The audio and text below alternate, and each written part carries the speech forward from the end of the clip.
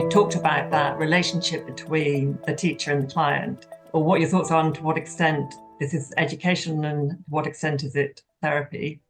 Yeah, I think that we're finding not just in Alexander technique, but in all kinds of health-related interactions, that relationship between the therapist or educator and the person receiving that information, that therapist-client relationship is of utmost importance. And we're seeing that empathy and caring and listening, validating a person, all these things are super important in the outcomes. And for me, well, there's a lot of talk in the Alexander technique world about how Alexander technique is education, it's not therapy. And one thing that has been illuminating for me is to discover that education is therapy. Yes. And it's not just therapeutic, but education in itself can be therapy. So I think Meaning that it in itself contributes to positive outcomes. reduces pain. Yeah. So yeah, how we may all define those words differently, but to me, it's not so important, the distinction between those two things as we distinguish them. And maybe a way of, I think we often say, well, the Alexander technique, it's an educational method with therapeutic benefits. So you're putting the emphasis on the education, but actually acknowledging the therapeutic benefits, which I think is really important. Yeah, and perhaps what people are distinguishing is that it's not a passive approach. It's not something that's being done to you, but therapy doesn't have to be just something that's done to you. So I think, what's important is the active component, that a person is actively engaged in what's going on. They're not just receiving it, and they're developing skills. I think that's a key component. And then kind of related to that, it might seem a kind of minor point, but one of the things I was kind of curious about is certainly in the paper, uses kind of shorthand of the Alexander technique. And then to what extent are you, if we come back to kind of the research that's being done, it was generally one-to-one lessons, stat registered teachers. There's some studies with group teaching. And I wondered to what extent you felt it's important to be clear what it is we're kind of talking about here, and it's not just not really just a kind of a minor point. I don't think I'm being pedantic here, because it also touches on the agency of the person. It's the Alexander technique is not a thing. We can deliver a lesson, but we're not there. It depends how the other person interacts and takes that up and takes it on. Well, I think nowadays research is including much more clearly what the protocols are for any kind of intervention. It's becoming more common to include a protocol that says more precisely, what did you do? What did you say? And that's important for Alexander technique research, just like any other research, I think, too. But if you look at another example, like cognitive behavioral therapy, it's not just one approach either. There's lots of different approaches to cognitive behavioral therapy, but it still has this general category. But it is important, I think, to define what it is that you're doing, just so that it's clear. Yeah, I would agree, and I think both are important. So when you're reading the study and when you're interpreting it, it's really important to know specifically what the intervention was, because interventions can be different, or like if it's applied in a group and there's no hands-on, that might be doing something a bit different. But at the same time, I certainly, it's been my experience, and I certainly believe that there is some commonality, there's some common core, something that we are looking for, and it would be nice to find out more about that specifically. And okay, it's multifaceted for sure, but to give an example, Rajal Cohen did a study on neck pain. and she used this protocol that measured activity in superficial neck muscles, which is known to increase. There's increased use of those superficial muscles in people with neck pain.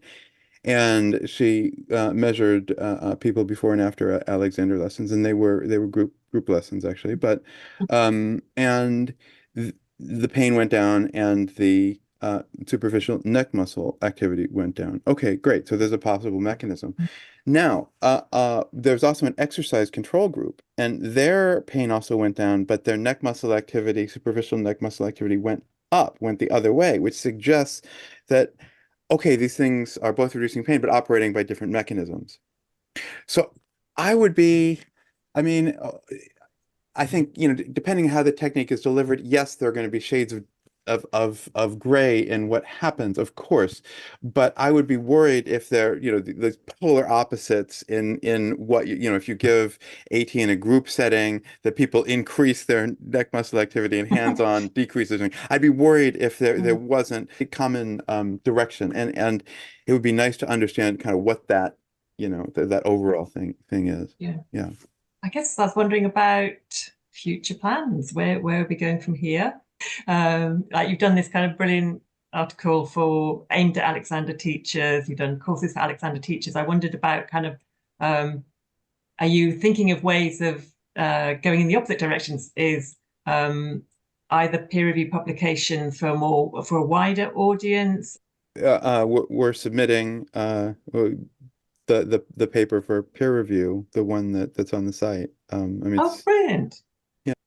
Yeah, and we would definitely like to reach a wider audience. It's I think we both think that it's important, and we're interested in doing it. The logistics of it are difficult at times. For instance, like uh, uh, um, so much work goes into this that it's hard to justify sometimes. But it would be great if there are ways that we can make it work. And so far, the course has been working, and there are there are a couple of training courses that have contacted us that want that are interested in us giving courses. So yeah.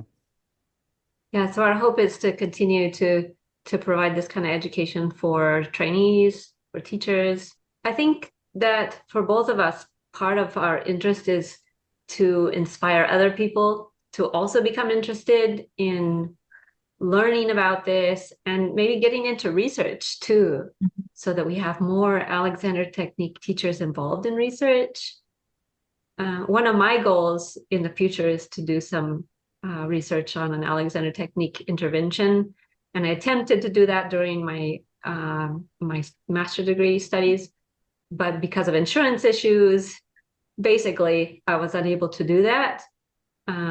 But a lot of Alexander Technique teachers helped me with my initial planning of that, giving me some insight into how they approach pain. So my hope is to do some more research on Alexander Technique as an intervention, and also just finding out more about what Alexander Technique teachers know and how they do approach pain. I'd like to find out more about that. And it's something very concrete. We are actually planning on running another course for teachers later in the year, sort of towards the beginning of the fall and end of the summer. So come join us if you're and if you've got the details for that, we'll put them on the website as well. Okay. Great. Okay, great. Is there anything else we should cover you'd like to cover that you'd like to talk about? I think just one other thing that I would add is that learning about pain science has helped me to be a better skeptic.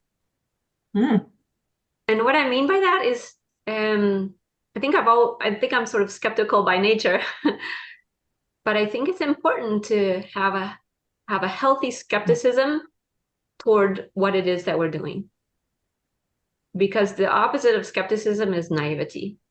And it's important for us to understand what it is that we're doing, and that can help us to put it to better use for the benefit of people.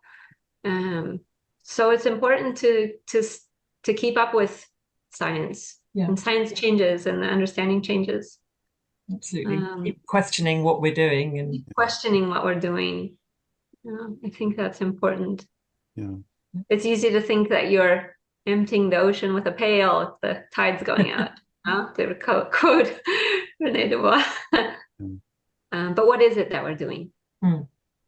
I think that it helps us to get at that better. And how we phrase that is vital as a profession, actually.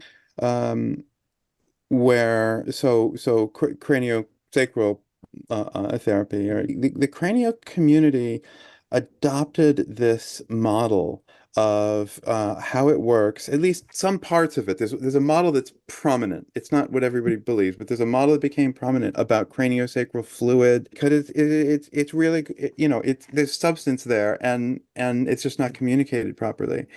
And we don't want, like the cranial page on Wikipedia, the second line is, I don't know, something about it being debunked, or something about how it's not really valid. We don't want that to happen to the technique, and that is that is a function of how they use the models and how they talked about it in the past.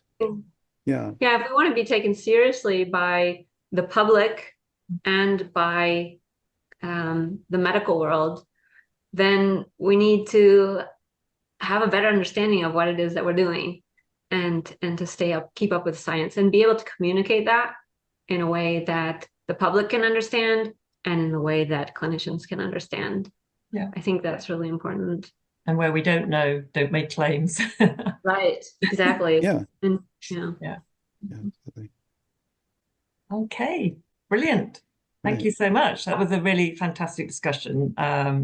Yeah, I really enjoyed it, and I'm sure all of our viewers will as well. And you've got a lot of work that you've done already, and you're clearly going to keep going with that. So all the very best. Okay, thank you. Thank you. Thank you. Yeah, thank you again for inviting us.